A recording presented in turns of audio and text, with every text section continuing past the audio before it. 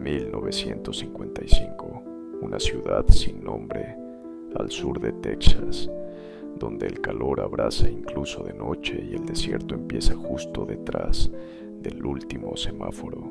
Casas bajas, calles polvorientas, una iglesia en cada barrio y un silencio espeso que ni los grillos se atreven a romper después del anochecer. Fue en primavera cuando comenzó, primero como una frecuencia más entre tantas, una estación de radio sin nombre, sin locutor, sin identificativo, solo una señal, un sonido débil como un zumbido constante, casi hipnótico, que se mantenía durante todo el día, pero a las 8 de la tarde, en punto, el zumbido desaparecía. Y entonces comenzaba el programa. No tenía título, ni música de entrada, ni voz reconocible, solo empezaba, con historias, relatos de terror contados con una calma enfermiza, historias que helaban la sangre incluso en el calor sofocante de aquel abril, historias que ocurrían mientras se contaban. No era teatro, no eran dramatizaciones. Los hechos que narraba la radio estaban ocurriendo en ese mismo momento, en alguna casa, en algún callejón, en algún rincón de la ciudad. Era como si la emisora tuviera ojos, como si supiera, y lo peor era que nunca se equivocaba. La primera vez nadie lo creyó, la segunda vez comenzaron las dudas, la tercera, alguien oyó su propia historia contada al aire y no vivió para escuchar el final. Desde entonces, a las 8 de la noche, toda la ciudad se paraliza.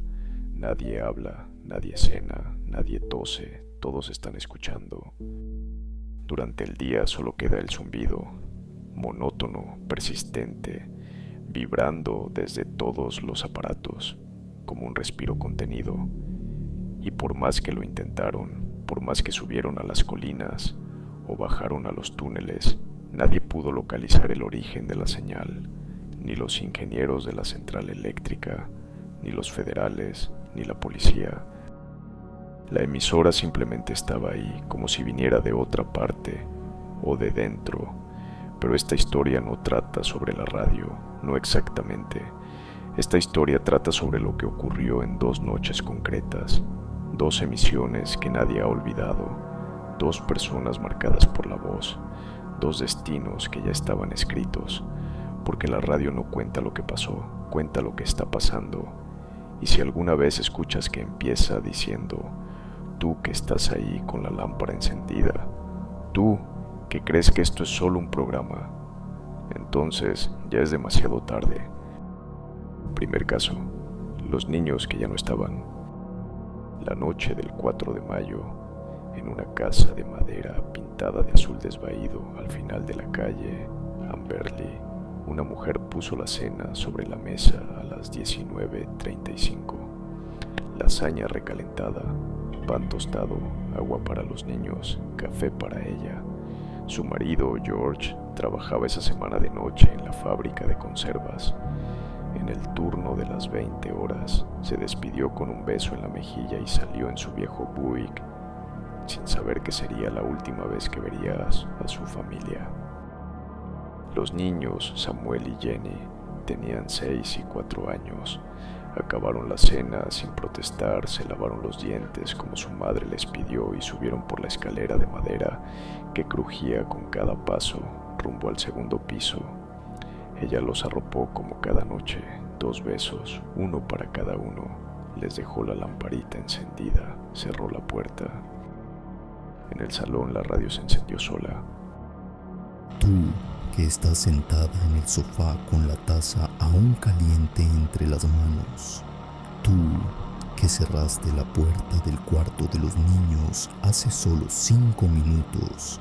Tú, que hoy has vuelto a mirar esa foto en la que aún estáis los 4 juntos. La mujer parpadeó, la taza tembló un instante, la voz era serena, suave, sin identidad. No era de hombre ni de mujer, era la voz del programa. Tú, que llevas días sin dormir bien, que miras el reloj pensando en George y en si llegará a casa a tiempo el sábado. Tú, que aún no sabes lo que está a punto de pasar. El aire en la sala se volvió más denso. La mujer se puso de pie lentamente, miró la radio, la voz seguía. Tus hijos están dormidos, uno con los pies fuera de la sábana, el otro con el osito de peluche aún entre los brazos, pero algo más está en la casa esta noche. La mujer tragó saliva, dejó la taza sobre la mesa, subió la escalera con el corazón golpeando el pecho, puso el oído en la puerta del cuarto, silencio, la abrió con suavidad. Estaban allí, Samuel y Jenny, dormidos, suspiró. Entonces, la radio desde el piso de abajo habló de nuevo. ¿Están realmente dormidos o ya no están? Volvió a mirar y en ese instante ya no estaban. Las camas estaban vacías, las sábanas intactas, no había ruido, ni un juguete en el suelo, ni una huella, ni una puerta abierta, solo el vacío. La mujer gritó, corrió por la casa.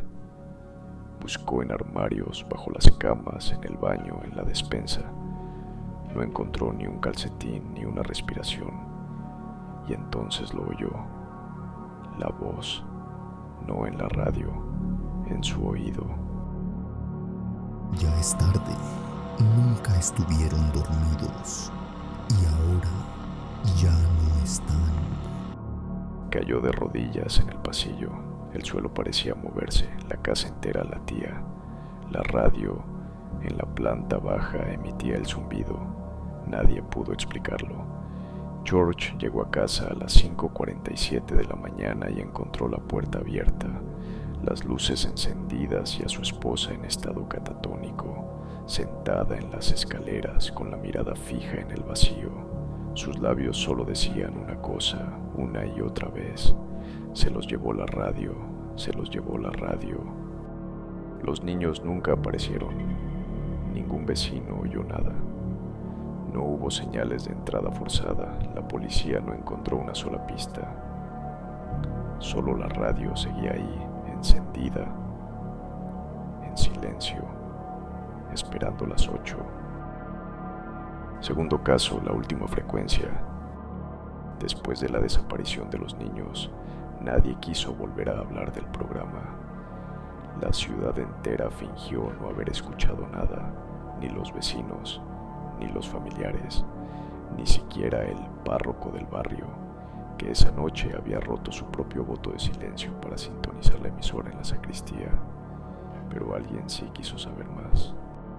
El detective Richard Callahan llevaba 12 años en el departamento de policía de El Paso. Era un hombre metódico, callado, de traje gris arrugado y ojos cansados. Había visto accidentes, homicidios, incendios provocados, pero nunca algo como esto.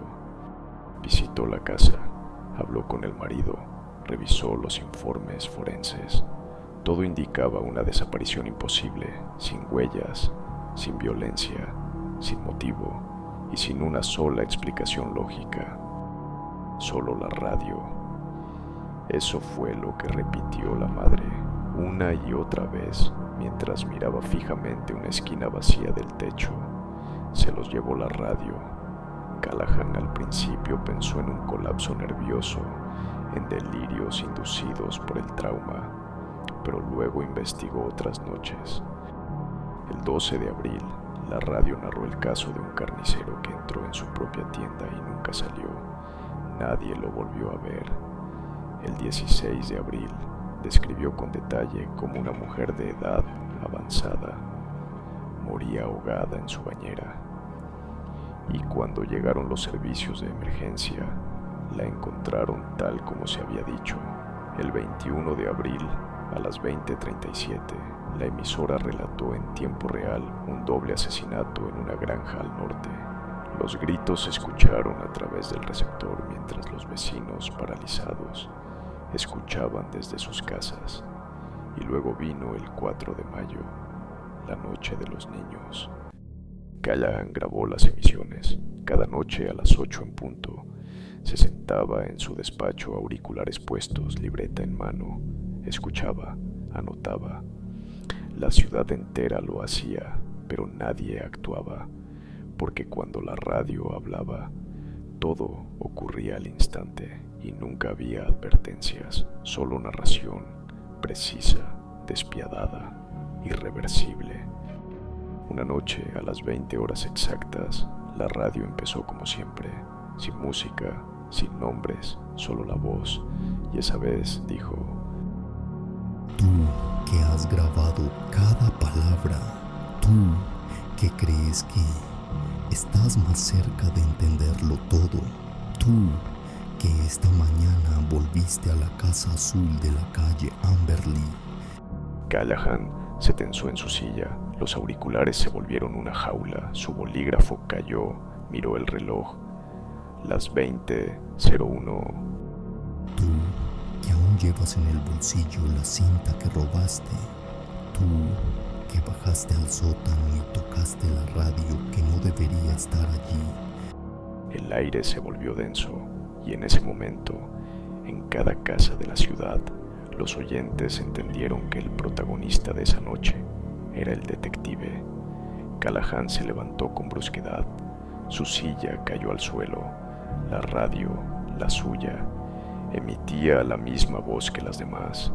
Cada palabra narraba lo que él estaba haciendo en ese mismo instante.